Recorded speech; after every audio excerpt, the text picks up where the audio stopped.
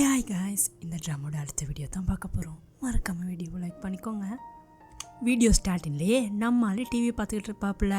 நேரம் பார்த்து மேனேஜர் கால் பண்ணுறான். ஹீரோவும் ஃபோன் அட்டன் பண்ண, டேய் மோனே, சொல்கிறத நல்லா கேட்டுக்கோடா, உனக்கு வர இந்த லெட்டரையும் படித்து பார்க்காத, சும்மா டென்ஷன் ஆகாத அப்படின்னு. ஹீரோவும் என்ன லெட்டரு, என்ன டென்ஷன் ஆவ அப்படின்னு கேட்குறானா. ஐயோ, ஏன்டா உசுர வாங்குறத, சொல்கிறத கேட்டு தொலையண்டா, உனக்கு உன்னோட ஃபேன்ஸ் கிட்ட இருந்து வரும்ல லெட்டரு, அது உன்னையும் படித்து தொலைச்சிடாத அப்படின்றான் மேனேஜரு. இதை கேட்டுட்டு ஹீரோ சும்மா இருப்பானா, இந்த ஆள் என்னத்த சொல்லிக்கிட்டு இருக்கான் அப்படின்னு போய் அந்த லெட்டர்ஸையும் எடுத்து பார்க்குறான். அந்த லெட்டரில் ஹீரோவோட ஃபேன்ஸ் எல்லாரும் ஹீரோவை கழுவி ஊற்றிருப்பாங்க. ஏண்டா டேய், உனக்கு நடிக்கவே தெரியல, நீ எல்லாம் ஏண்டா ஆக்டிங்க்கு வர, நீ ஒரு வேஸ்ட் பீஸுடா, உனக்கு நடிப்பே வர மாட்டேங்குது அப்படி இப்படின்னு ஹீரோவை கிளின்னு கிழிச்சிருப்பாங்க அவங்களோட ஃபேன்ஸு. இதை பார்த்துட்டு ஹீரோ உண்மையாலுமே அப்செட் ஆயிடுறான். சீனை கட் பண்ணா சோகமாக இருக்கிற ஹீரோவும் வெளியில வந்திருப்பானா, எங்க பார்த்தாலும் ஹீரோவோட பேச்சே தான் அடிபட்டுக்கிட்டு இருக்கு.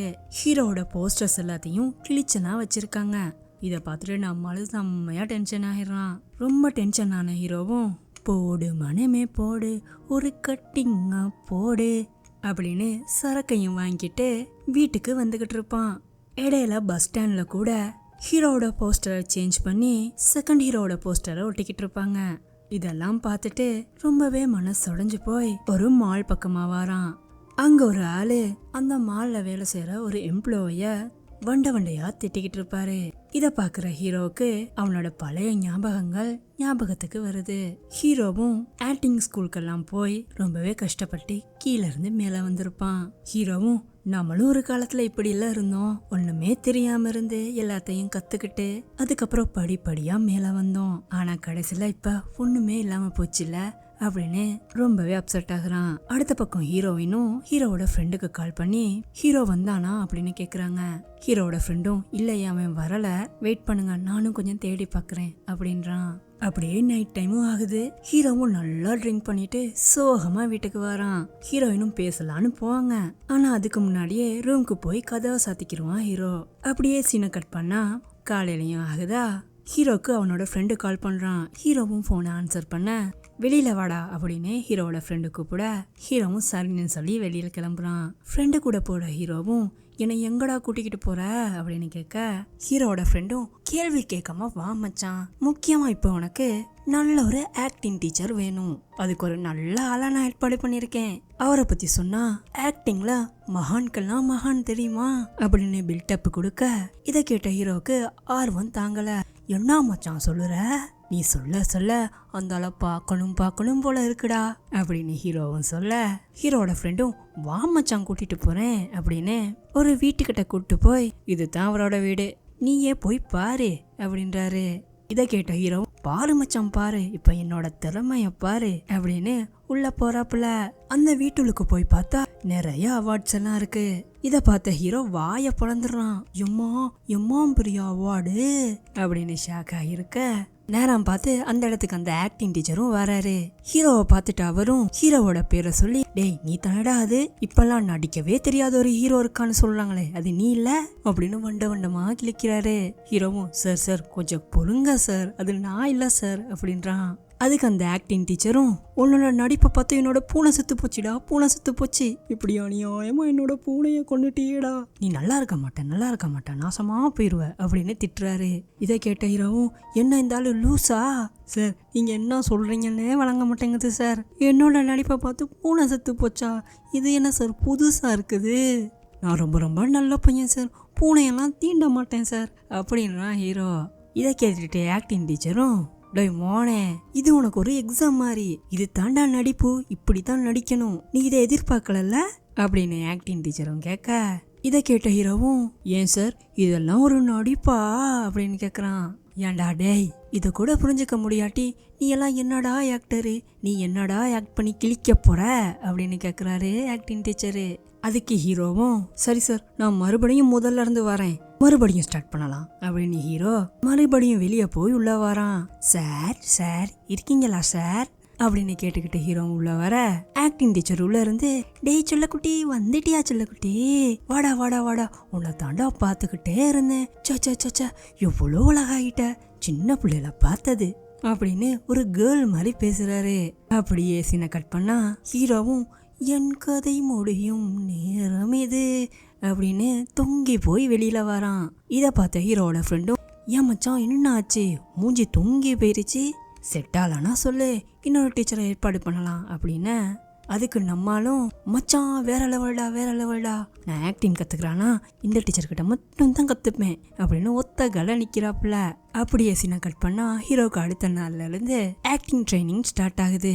ஆக்டிங் டீச்சரும் ஹீரோவை பார்த்து டேய் அழுடா அழு, நல்லா ஃபீல் பண்ணி அழுடா, ஃபீலிங் நல்லா ஃபீல் பண்ணு, கண்ணீர் வர அளவுக்கு ஃபீல் பண்ணு, எமோஷனல் ஆகு அப்படின்னு கத்துன்னு கத்திக்கிட்டு இருக்கிறாப்புல. ஆனாலும் நம்மாலே கல்லு மாதிரி உட்காந்துருப்பாப்புல. ஹீரோவும் சார் எவ்வளோ முக்குனாலும் வர மாட்டேங்குது சார், நான் என்னத்தான் சார் பண்ணுறது அப்படின்றான். அதுக்கப்புறம் என்ன இன்னொரு லேடியையும் கூப்பிட்டு ஹீரோவுக்கு ட்ரைனிங் கொடுப்பாரு. அந்த அம்மாவும் ஃபீல் பண்ணி பேசிக்கிட்டு இருக்கோம். இதை பார்த்து நம்ம ஹீரோவும் சார் வரவே மாட்டேங்குது சார் அப்படின்றான். அதுக்கு ஆக்டிங் டீச்சரும் டேய் இங்கே பாடுறா, நீ நடிக்க ஆரம்பிக்கும் போது அந்த கதாபாத்திரமாவே மாறிடணும், நல்லா எமோஷனலாக ஃபீல் பண்ணணும், அப்போ தான் நடிப்பு கரெக்டாக வரும் அப்படின்றாப்புல. கொஞ்சம் கொஞ்சமாக டைமும் போகுது. ஹீரோவும் கொஞ்சம் கொஞ்சமாக அவனோட ஸ்கில்லை டெவலப் பண்ணிக்கிட்டே வரான். அப்படியே சீனை கட் பண்ணா ஹீரோயின் ஹீரோவுக்காக சாப்பாடெல்லாம் சமைச்சு கொண்டு வருவாங்க. ஹீரோயினும் உனக்காக இன்னைக்கு நானே சமைச்சேன், டேஸ்ட் பண்ணிப்பாரு அப்படின்றாங்க. ஹீரோவும் அப்படியாச்சலும் அப்படின்னு சாப்பாடு எடுத்து வாயில் வைக்கிறானா. ஹீரோயினும் எப்படி இருக்கு அப்படின்னு கேட்குறாங்க. அதுக்கு ஹீரோவும் இது எப்படி சொல்கிறது, வாயில் நல்லா வந்துட போகுது, ஆனால் சொல்லவும் முடியலை முழுங்கவும் முடியலை அப்படின்ட்டு நல்லா தான் இருக்கு அப்படின்றான். ஹீரோயினும் கொஞ்சம் நான் டேஸ்ட் பண்ணி பார்க்குறேன் அப்படின்றாங்க. நம்மால் இல்லை நீ எல்லாம் டேஸ்ட் பண்ணக்கூடாது, இது எனக்கு சமைச்சதில்ல, நான் மட்டும் தான் சாப்பிடுவேன் அப்படின்றாப்புல. அப்போ ஹீரோயினும் அப்போ நாளைக்கும் நானே சமைச்சிடுறேன் அப்படின்றாங்க. இதை கேட்குற ஹீரோக்கு பக்குன்னு இருக்கு. எது நாளைக்குமா, இந்த சாப்பாடை நாளைக்கும் சாப்பிட்டா எனக்குள்ள பேக்கப் பிடிங்கிக்கும், வேணாமா நீ ஓவரா டயர்ட் ஆகாத, நான் பார்த்துக்கிறேன் என்ன அப்படின்னு சமாளிச்சிடறான். அப்படியே சீனை கட் பண்ணா செகண்ட் ஹீரோவோட கேர்ள் ஃப்ரெண்டும் செகண்ட் ஹீரோ கிட்ட இங்கே பாடுறா, குட்டி பொண்ணு எனக்கு சுத்தமாக பிடிக்கல, இந்த ட்ராமால இருந்து அவளை தூக்கிட்டு என்னைய அந்த இடத்துக்கு போடு அப்படின்றாங்க. செகண்ட் ஹீரோவும் சரி அப்படின்றான். அப்படியே சீனை கட் பண்ணா ஹீரோ அடுத்த நாளும் ஆக்டிங் கற்றுக்கிறதுக்காக ஆக்டிங் டீச்சரை பார்க்க போயிருப்பான். அப்போ டீச்சரும் இங்கே பாருப்பா இன்னைக்கு கிளாஸ் இல்லை, நாளைக்கு வா அப்படின்றாரு. இதை பார்த்துட்டு ஹீரோவும் சார் என்னையா டெஸ்ட் பண்ணுறாரு போல இருக்கு அப்படின்னு, சார் உங்களுக்கு எப்போ பார்த்தாலும் நடிப்பு தான் அப்படின்ட்டு நேராக வீட்டுக்குள்ளே போயிடுவான். உள்ளே போய் பார்த்தா ஒரு ஃபேமஸான டிரெக்டர் உள்ளே உட்காந்துக்கிட்டு இருப்பாரு. இவரை பார்த்துட்டு ஹீரோ ரொம்பவே ஷாக் ஆகிடுவான். அதுக்கப்புறம் என்ன நான் தெரியாமல் வந்துட்டேன், நான் கிளம்புறேன், நீங்கள் உங்களோட வேலையை பாருங்க அப்படின்னு அங்கேருந்து ஓடிடுவாப்புல. ஹீரோ போனதுக்கு அப்புறம் அந்த டைரக்டரும் இந்த பையன் யாரு அப்படின்னு கேட்குறாரு. அதுக்கு ஆக்டிங் டீச்சரும் அவனும் என்னோட ஸ்டூடெண்ட் தான், அவன்கிட்ட ரொம்பவே நல்ல ஸ்கில் இருக்குது அப்படின்னு ஹீரோவை பற்றி சொல்ல ஆரம்பிக்கிறாரு. அப்படியே சீனை கட் பண்ணா ஹீரோவும் ஹீரோயின் கூட சேர்ந்து ரிஹர்சல் பார்த்துக்கிட்டு இருப்பாப்புல. ஒரு ஆங்கிளில் நடிச்சு காட்டுவாப்புல. ஹீரோயினை கத்தியால குத்துற மாதிரியும் ஹீரோயின் கத்தி குத்து வாங்குற மாதிரியும் அப்படின்னு 2 பேரும் சேர்ந்து ரிஹர்சல் பார்த்துக்கிட்டே இருப்பாங்களா. அப்ப நம்மளும் அடுத்த சீன் என்னன்னு பார்க்க அது ரூடான கிஸ் சீன் ஒன்று. ஹீரோவும் இந்த சீனை பெர்ஃபெக்டா பண்ணணும் அப்படின்னு ஹீரோயினை பார்க்க ஹீரோயினுக்கு buck buck buck buck buck buck அப்படின்னு இருக்குது. ஹீரோயினும் சரி ஹீரோக்காகத்தானே அப்படின்னு ஒத்துக்கிறாங்க. 2 பேரும் சேர்ந்து டீப்பா ஒரு கிஸ்ஸ போடலான்னு போக நேரம் பார்த்து ஹீரோவோட வீட்டு கதவை யாரோ தட்டுறாங்க.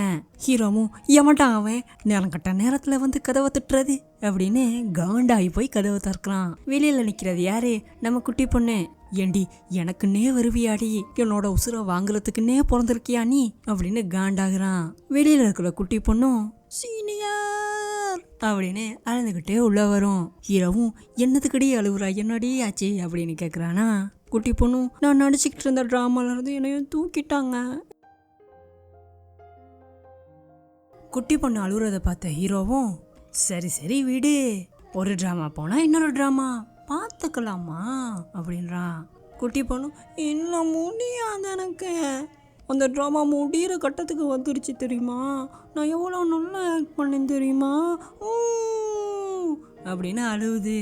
ஹீரோவும் ஐயோ படுத்துறாளே, நல்லா கிஸ்ஸினையும் வந்து தின்னு போட்டு இங்கே வந்து சும்மா அழுந்துக்கிட்டு இருக்கா அப்படின்னு காண்டாகிறான் ஹீரோ.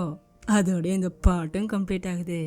இதுக்கப்புறம் என்ன நடக்குதுன்னு அடுத்த எபிசோடில் பார்க்கலாமா? அப்போ மறக்காமல் வீடியோவை லைக் பண்ணிக்கோங்க, அப்படியே சேனலையும் சப்ஸ்கிரைப் பண்ணிக்கோங்க. அடுத்த பாட்டில் சந்திக்கலாம். See you next video guys.